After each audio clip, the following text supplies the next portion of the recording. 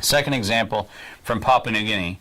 is an example around how to use the coconut as a way to build economic value in communities. The coconut is not indigenous to a lot of the Pacific Islands, although if you go to the Pacific Islands you'd believe otherwise, because there's coconuts everywhere. The fact of the matter is most coconuts were actually planted during colonial periods by the Germans or by the Australians or by the US and by others. But the coconut actually has a whole bunch of uses beyond simply the coconut itself. And so I'll give you a very specific example. It turns out that the coconut tree, when it's done growing, which is typically after a 50 to 60 year growing cycle,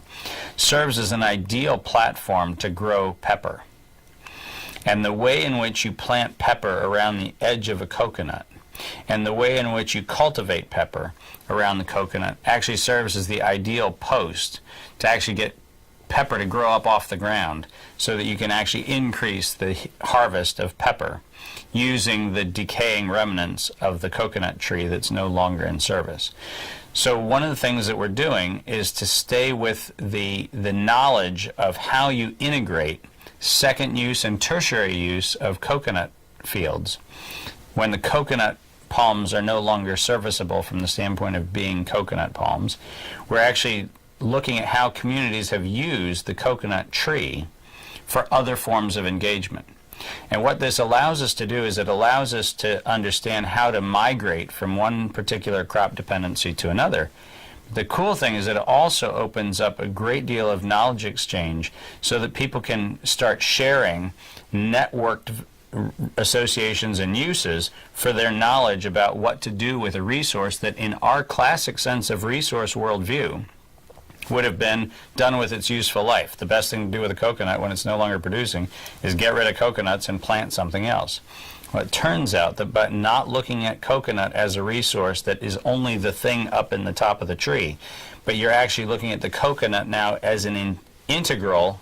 unit of life. That thing, which used to be only valuable as a tree that produces coconuts, now is the basis for a new crop opportunity to go into a community that otherwise would be devoid of economic engagement, and you're now actually able to engage in new crop cycles and new crop rotations around this platform. All of the know-how of how to do that, all of the know-how of at what height you cut down the coconut tree, how you plant things around it so that they grow up the coconut tree, all of that information is being put into a Heritable Innovation Trust so that any community who's looking at crop transition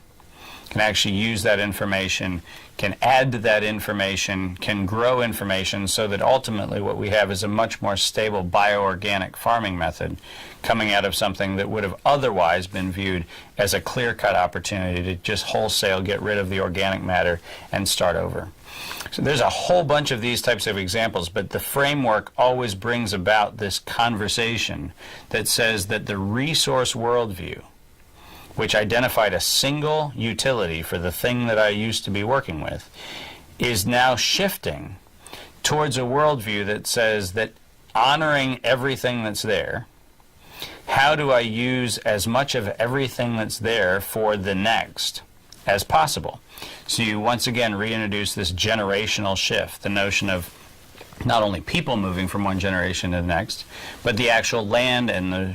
natural resources and everything else moving from one generation to the next. So we're bridging those things and stopping focusing on the artifact of the resource and starting to focus on the expression of that particular thing, that living thing, in a context. And when the context changes, the applications change.